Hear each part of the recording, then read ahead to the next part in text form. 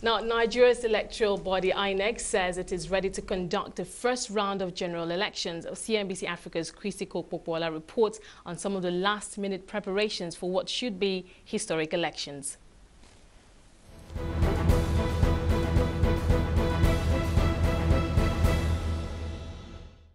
Would you know how many people are in the race for Nigeria's presidency? How many people are contesting for presidency? 4.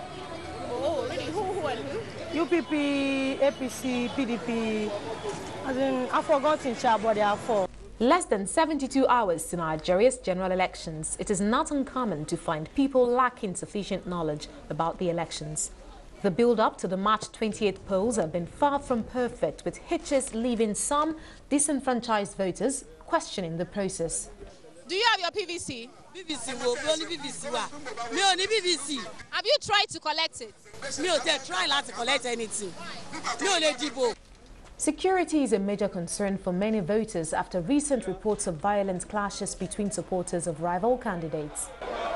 With so much at stake for Africa's largest economy, INEC is engaging members of Nigeria's armed forces, political party observers, polling officers, and the Nigerian voters. One significant thing about this forum is that it has given INEC some sort of last-minute opportunity, if you will, to address issues that have arisen less than 72 hours to the elections. INEC has cleared the air on voting hours and addressed concerns about the use of smart card readers to verify voters. Nigeria's police chief has also clarified an earlier comment that suggested voters were not allowed to monitor polling stations after votes were cast. His position is made clear by the Lagos State Commissioner of Police, Kayode Aderanti. Police is in the lead. We don't have any issue with anybody. We are very seamless in our cooperation, and you're going to see us out there, and all of us working as a team. The most important thing is this country, that we want people to be assured that their security is guaranteed. The polling unit will open at 8 in the morning of Saturday, March 28th. And the first exercise will be the accreditation.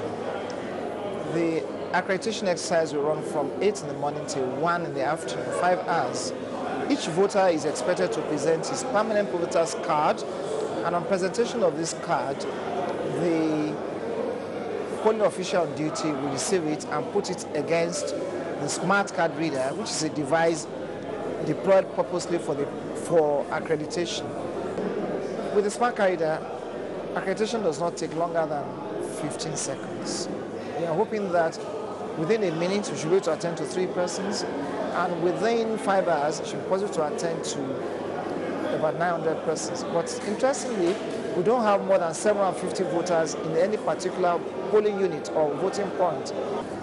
Obviously, INEC has expressed confidence in the use of the permanent voters' cards as well as the efficiency or the effectiveness of the smart card readers on election day. What is your error margin? Say what's the best case scenario and what's the worst case scenario? If the smart card reader is not able to recognize a particular finger, the plan B is that we look at our voters register to see whether all the details are there. And if the details conform with what we have on the card, the PVC presented by the bearer of that card, then we allow that person to be accredited to, and we fill the incident reporting form to indicate so.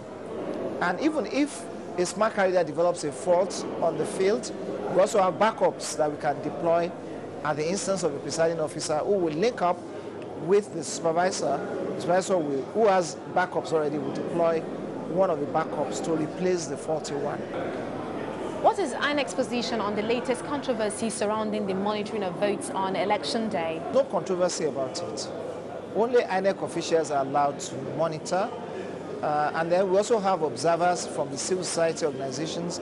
INEC has already accredited the observers, and they are the ones also allowed to observe, both local and foreign, who are working closely also with INEC. I also need to quickly say this, that for the voting exercise itself, it will start at 1:30 in the afternoon, and it will end when the last person on the queue who was accredited in the morning has eventually voted. Despite several challenges and serious concerns around security before and after the polls, INEC says Nigeria's general elections will go ahead. The big test starts with what is arguably the biggest prize of all, polls to elect Nigeria's next president. Given the tension that has preceded the voting this week, INEC's ability to deliver a credible election cannot be overstated. Christy Kopopola, CNBC Africa.